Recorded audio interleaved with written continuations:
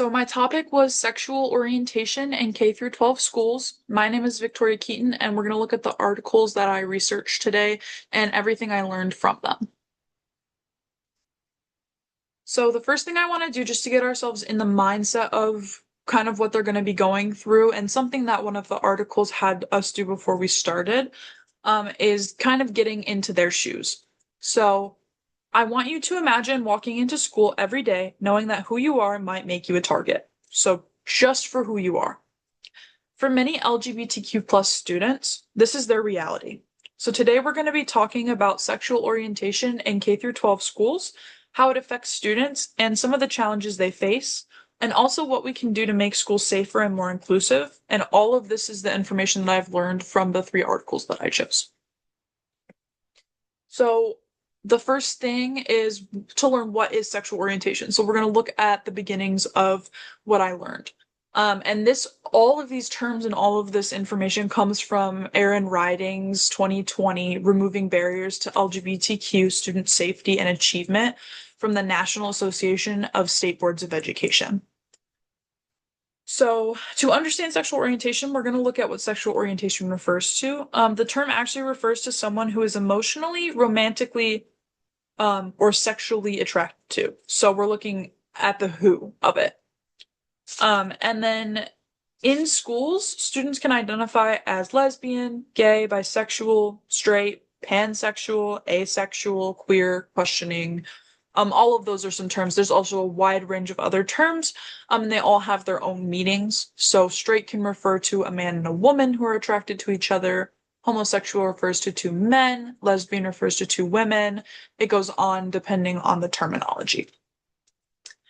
So for many, for a lot of students, school is one of the first places where they begin to explore and express their sexuality and where they feel comfortable away from things like familial ties, familiar community, things that may have been pressuring them to not. And for a lot of students, it's the first place that they learn some of the terminology, some of the fact that they can explore themselves. So it's kind of a new area all around for a lot of students. Unfortunately, even though this does occur in schools, a lot of schools don't always offer support. So we have a lot of frequent problems. So some of the problems that we learned from the articles, and these come from the American Psychological Association's 2021 Gender and Sexual Orientation, Diversity in Children and Adolescents in Schools from the APA, and then also from Santelli et al. From School-Based Sex Education in the U.S. at a Crossroads, Taking the Right Path from the Journal of Adolescent Health, pages 886 to 890. And so a couple of the problems that students face are bullying and harassment. LGBTQ plus youth are bullied at significantly higher rates than their straight peers. They face harassment just because of who they like, what they claim they are, their terms they use, just being proud of who they are. Unfortunately, they receive a lot of more harassment than some of their peers who are not LGBTQ. They also face outcasting and isolation. A lot of them feel excluded from things like peer groups, sports, or activities. They're put in groups just based off who they are, often limited to what they can do and what they can participate in. There are some curriculum gaps. So sexual orientation is often ignored in health class, history class. A lot of students don't get representation.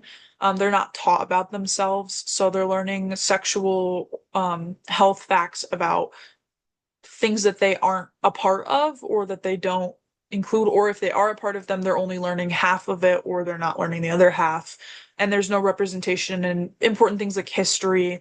They don't learn a lot about their past they don't see anything like them. So they feel a lot more isolated and not included. There's also bigger mental health risks. So a lot of them are more likely to commit suicide, as we'll see. And they have higher depression and anxiety rates. And that goes and ties back into like the bullying and harassment, outcasting, isolation, no representation, and the school climate. So one of these articles actually included a study from the Human Rights Campaign where they found that a lot of LGBTQ plus students experience verbal harassment, they feel unsafe, and they lack access to inclusive resources. So some things that happen when all of these problems exist, and a lot of them coexist all together, is students don't feel safe and accepted, and so their ability to learn, grow, and thrive ends up being deeply compromised. So we're not just even seeing things like their mental health and their familial ties and all of that fall apart. We're also seeing their learning and their development decrease. So a couple of important statistics from these articles. These are taken from all three articles collectively. About 20% of United States LGBTQ plus students report being bullied on school property from between the years of 2011 to 2019. Nearly 70% of LGBTQ plus youth report feeling unsafe at school due to their sexual orientation or their gender identity. LGBTQ plus youth are 4 times more likely to commit suicide than non-LGBTQ plus peers, and rates of depression and anxiety are significantly higher among LGBT students than their straight peers. And unfortunately, a lot of these people are just grouped into numbers and being a statistic, and it's not viewed as a real problem. And the reality is they aren't a statistic. And so there are a lot of things that can be done that we're not doing. And here's a couple of the things that the article shared that we could be doing. I know there's like more that you're going to come up with and you're going to expand on these, but here's what the article said at the end as part of their like report on what we can be doing better. So first off is we can have more inclusive curriculum. So one of the problems was no representation in curriculum. So by teaching about LGBTQ plus history, figures, health topics, sexual health, reproduction, all of that, we have representation. And representation is really important because it shows people that they're not alone. They're not the only people. This has happened before. It teaches them more about their health and their safety, and it kind of helps them feel more cohesive. We also have anti-bullying policies. We have a lot of these, but unfortunately, a lot of them end up being just words. So we really need to enforce clear policies. And clear policies also need to include specifically LGBTQ plus policies, so policies about anti-bullying of LGBTQ plus students. Support systems are important, specifically in the Stinelli article. They talked about establishing things like gay straight alliances and safe spaces where students can connect and feel supported by other students and staff. So that's really important. And not just students that are also LGBT, but with the gay straight alliances, it can really help show that like a whole community is around, no matter what they are. Teacher training is extremely important. Educators need to be trained to recognize bias, intervene in bullying, and support LGBTQ plus youth. This is extremely important and also ties into like the next one, which is mental health resources. So providing access to counselors who are trained in LGBTQ plus issues, support groups for familial ties, all of that kind of thing is really important in supporting our students in our schools and exploring. And then another one they mentioned was community and parental engagement. So things like encouraging families and communities to support inclusive practices, giving support groups to families and community members, having counselors there who are able to discuss with family members and kind of talk with both and kind of support the whole issue as a whole. So for our closing remarks, sexual orientation is a big part of human diversity, and schools really need to be places where every student feels safe to learn and grow. They should address bullying, teach inclusively, and support mental health. And by doing so, we can change the statistics and lives. Every student deserves not just to survive in school, but also to thrive in it. And so I also want to talk a little bit about our like connections from the articles. So my first article that I connected was actually the article from the American Psychological Association. And that one I really talked about, it was the one that had a lot of the terminology and everything in it. So it was about the beginnings and stuff. And some of the identified a lot of the problems. And so I talked about how in EDPS we learned that a lot adolescence is a really big time for extreme risks and social withdrawals. It has lowered self-esteem, we have lowered self-images, we have harmful practices such as like eating disorder, self-harm, suicide. That was a big issue with our LGBT youth. And I talked about how it was due to rapid changes of body, mental development, self views. It's really, really easy for the imaginary audience to get to you. But it's also a really big time where one pure comment can like crash and just destroy everything for a student. So that was a big risk and kind of my connection to EDPS with that one. And then the second article where we talked about GSAs and a school curriculum, that was the Santelli article. And so I connected that with the discussions of developmentally appropriate education and the theories of adolescent cognitive development. So when the authors criticize claims from like new standards, they criticize that cognitive maturity isn't reached until late 20s, and that they don't really like have the like adolescents and early adolescents, they don't have the ability to fully refine judgment and decision making skills, so they're continuing to do that.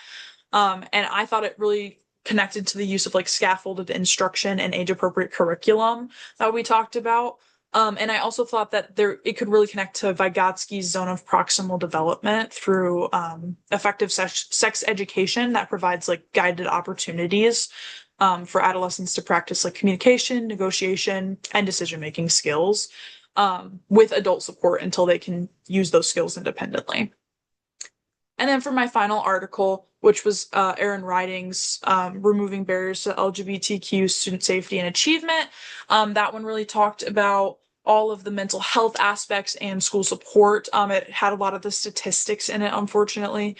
And so I talked about how the author's analysis of these really closely aligned with like Brenner's ecological systems theory, because it talked about how student outcomes are shaped and by systems. So things like the microsystem through classroom interactions and teacher behaviors, mesosystem through family relationships, macrosystem through cultural norms. So we talked about like how family and guided community relationships were extremely important. We talked a lot about interactions with curriculum in the classroom with peers, counselors, and macrosystem cultural norms, things like bullying, stuff like that can be seen outside of the norm. And so they talked about like the enumerated laws in his article. Obviously, he talked a lot about like the inclusive curriculum. And I think that all of that stuff operates at a lot of ecological levels. So that really encompasses Bronfenbrenner's ecological systems theory. And then just to give the last little bit, I will share again. Oops. To the wrong one. Okay, I will share again, and we will go to my references. So I included 3 references that weren't anything I used in my slide, but they were either like the Human Rights Campaign was mentioned in a different article. This is their most recent report, but that was a different one. And then BetterHelp and Trevor Project are just big ones with like statistics that I thought encompassed. I know that Writing's got some of his statistics from the Trevor Project. And BetterHelp was mentioned in Santelli's article at the end with all his references, so I thought I'd link all 3 of those. And then again, my articles were Aaron Riding's 2020 Removing Barriers to LGBTQ Student Safety and Achievement from the National Association of State Boards of Education, American Psychological Association's 2021 Gender and Sexual Orientation Diversity in Children's and Adolescents in Schools from the APA, and then Santelli et al.'s 2021 School-Based Sex Education in the U.S. at a Crossroads, Taking the Right Path from the Journal of Adolescent Health, pages 886 to 890. Thank you, and I hope you enjoyed the information.